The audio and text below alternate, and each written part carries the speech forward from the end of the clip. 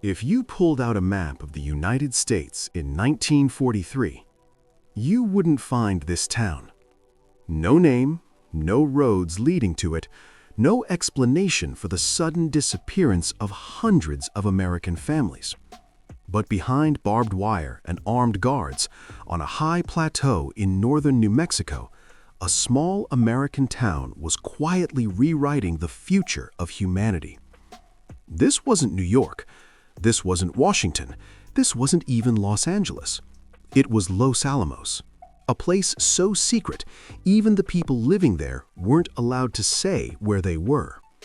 This is the story of the small American town that secretly built the atomic age and changed the United States and the world forever. Long before physicists and generals arrived, Los Alamos was the kind of place Americans romanticized. Wide skies, red rock canyons, pine forests stretching into silence. In the early 1900s, it was home to a boys' ranch school, a rugged, outdoorsy experiment in character building. Students rode horses, chopped wood, and learned self-reliance. It was the American frontier myth bottled into a school. No one here imagined this land would soon become the most dangerous place on Earth.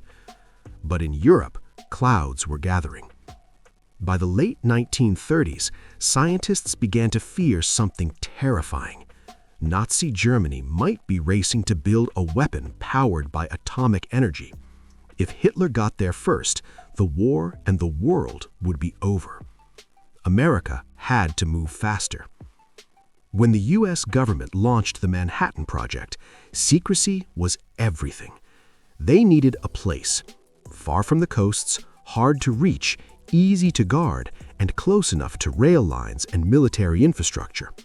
Los Alamos checked every box. Perched over 7,000 feet above sea level, it was isolated but accessible, remote yet American, the perfect hiding place. In 1942, the government quietly bought the land. Families were told to leave, buildings were repurposed overnight, and the town vanished from public record. Mail didn't say Los Alamos. It said P.O. Box 1663, Santa Fe, New Mexico. If you lived here, you officially lived nowhere. Then came the people, some of the greatest minds in American history. J. Robert Oppenheimer, the brilliant and conflicted scientific director, Enrico Fermi, who had already split the atom, Richard Feynman, young, wild, and fearless, chemists, engineers, mathematicians, many of them immigrants who'd fled fascism. They arrived with families, suitcases, and secrets they couldn't share. Wives didn't know what their husbands worked on.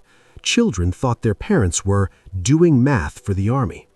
Dinner conversations stopped when someone walked into the room. Yet this wasn't just a lab, it was a town. There were schools, church services, dances on Saturday nights, kids riding bikes past buildings where the fate of humanity was being calculated. This strange normalcy made the secrecy even heavier. Los Alamos was surrounded by guards, but inside, life went on. Groceries were rationed, housing was cramped, privacy barely existed. But there was also a powerful sense of purpose. Everyone here believed they were racing against time, against Germany, against uncertainty, against the unknown limits of science itself. Still, not everyone was comfortable.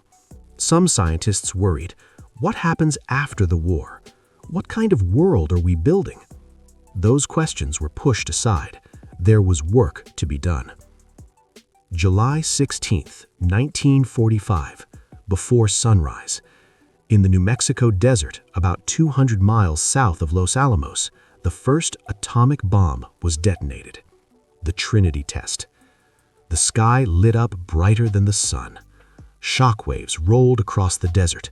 Silence followed. At Los Alamos, scientists knew instantly the world had crossed a line it could never uncross. Oppenheimer would later recall words from the Bhagavad Gita, "Now I am become death the destroyer of worlds. Weeks later, bombs built in this small American town fell on Hiroshima and Nagasaki. The war ended. The atomic age began. After 1945, Los Alamos could no longer hide. The town appeared on maps, its purpose became public, and its legacy became complicated.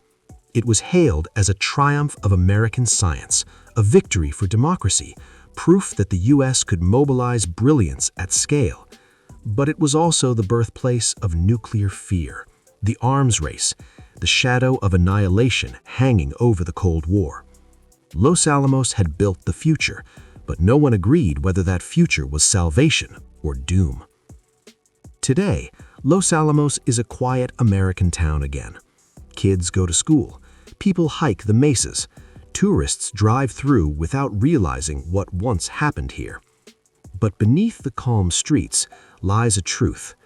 The atomic age wasn't born in a massive city or a grand capital. It was born in a small American town, hidden in simple sight. A reminder that history doesn't always announce itself.